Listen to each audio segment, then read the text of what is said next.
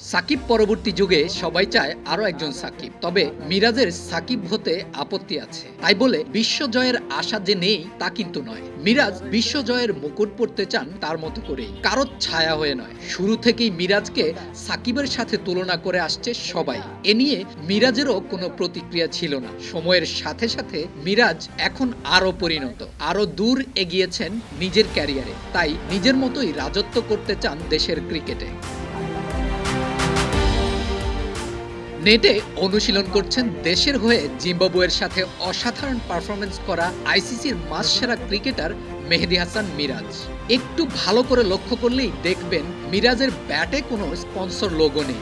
একদিন আগেই এক সাক্ষাৎকারে ইমরুল কায়েস জানিয়েছিলেন মিরাজ আর এমকেএস ব্যাট দিয়ে খেলছেন না। কারণ হিসেবে এও বলেছেন তাকে এফোর্ড করার ক্ষমতা এমকেএস এর নেই। তবে মিরাজ অন্য স্পন্সরের স্টিকার দিয়ে খেললেও ব্যাট এমকেএস এরই বানানো হবে।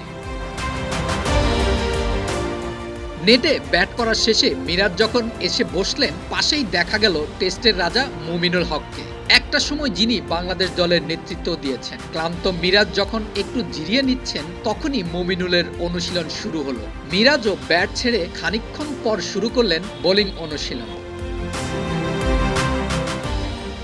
দারুণ এক সিরিজ শেষ করে বসে থাকার সময় কোথায়? আন্তর্জাতিক ক্রিকেটের প্রতিযোগিতায় টিকে থাকতে হলে চাই প্রতিদিনের সতর্কতা।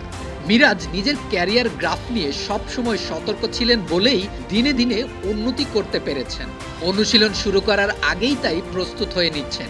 কোনো একটা ট্রেন মিস করলেই পড়ে যাবেন অনেক পেছনে। ক্যারিয়ারের শুরুর দিকে আন্তর্জাতিক ক্রিকেটে শুধুমাত্র বোলার হিসেবে খেললেও মিরাজ যে ব্যাটিংটাও ভালো পারেন তা বয়স ভিত্তিক দল থেকেই সবাই জানে। তবে ব্যাটার মিরাজকে খুঁজে নিতে হয়েছে তার নিজেকেই। যখন থেকে তিনি বুঝতে পেরেছেন ব্যাটিংয়ে দল তার কাছে প্রত্যাশা করে, মূলত তখন থেকেই মিরাজ ব্যাটিংয়ে এক প্রকার সিরিয়াস হয়েছেন। তবে একজন অলরাউন্ডারের কাছে বল ব্যাট দুই সমান। তাই ব্যাটিং অনুশীলন শেষে মিরাজ তার বোলিং ঝালিয়ে নিচ্ছেন। বোলিংটা মিরাজের কাছে তুলনামূলক সহজ।